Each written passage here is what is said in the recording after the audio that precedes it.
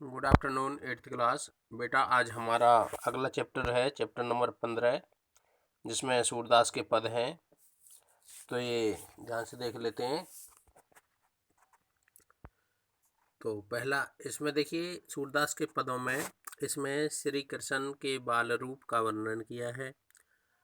पहले पद में श्री कृष्ण और बलराम दोनों भाई हैं, उनके बचपन का वर्णन है।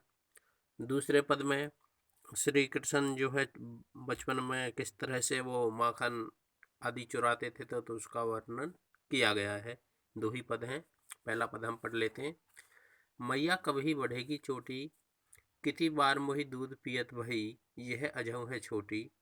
तू जो कहती बल्कि बेनी जो हवे है लंबी मोटी, काढ़त गुहत नहावत, जय है नागिन सी भुई लोटी। कांचो दूध पियावत पची पची, देती ने माखन रोटी। सूर चिरंजीवो दो भैया, हली हलधर की जोड़ी। तो देखिए यहाँ पर इसमें कवि कह रहा है, ये जो पद लिए गए हैं ये सूरदास जी का महान ग्रंथ है जिसका नाम है सूरसागर, उससे लिए गए हैं। तो इसमें हिंदी कर देते हैं इसकी। मैया कभी बढ़ेगी चोटी। सूरदास जी श्री कृष्ण के बाल रूप का वर्णन करते हुए कहते हैं कि बालक श्री कृष्ण अपनी माता से पूछ रहे हैं कि हे माता, कि मेरी यह चोटी कब बड़ी होगी, यानी कि कब बढ़ेगी। कितनी बार मोही दूध पियत भई, मुझे दूध पीते पीते कितना समय हो गया है, अर्थात मैंने बहुत ज़्यादा दूध पिया है, लंबा समय दूध पीते पीते हो गया है। यह अजऊ है छोटी, लेकिन यह आज तक छोटी है, यानी कि ये अभी भी नहीं बड़ी है, वैसी की वैसी ही है, छोटी है।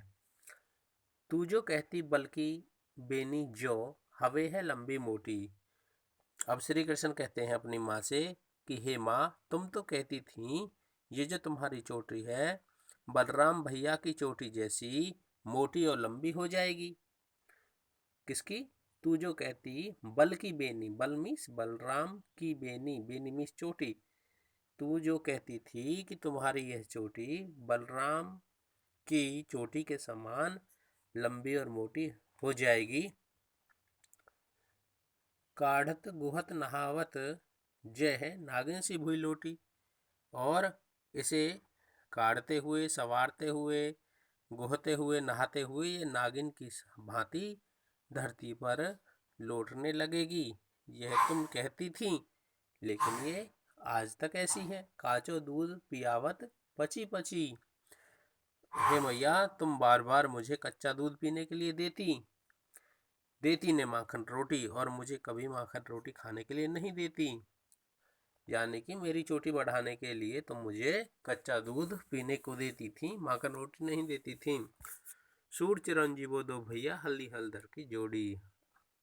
अब यहाँ पर सूरदास जी कहते हैं कि दोनों भाई बलराम और श्री कृष्ण की यह जोड़ी हमेशा बनी रहे, अर्थात हमेशा उनकी लंबी उम्र हो। तो कहने का मतलब है, यहाँ श्री कृष्ण माँ से शिकायत कर रहे हैं कि उसकी चोटी छोटी है। पद में लयात्मकता है, ब्रज भाषा का सुंदर प्रयोग हुआ है। अगला देख लेते हैं, दूसरा पहरा बेटा। दूसरा पहरा है, ये देखते हैं। तेरो लाल मेरो माखन खायो, दोपहर दिवस जानी घर सूनो, ढूंढी ढंढोरी आपही आयो। खोली किवारी पैठी मंदिर में, दूध दही सब सखनी खवायो। उखल चढ़ी सीके को लीन्हो, अन भावत भूई में डरकायो। दिन प्रति हानि होती गोरस की, यह ढोटा कोने ढंग लायो।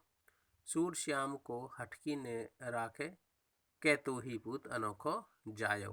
तो यहाँ एक ग्वालन है, वह यशोदा से श्री कृष्ण की जो शिकायत कर रही है कि वह दूसरों के घर में जाकर जो है उनका माखन आदि जो है खा जाता है, और कुछ को जमीन पर भी बिखेर देता है, तो उसका वर्णन है। तो देखते हैं। यहाँ पर एक ग्वालिन कह रही है, यशोदा को उल्हाना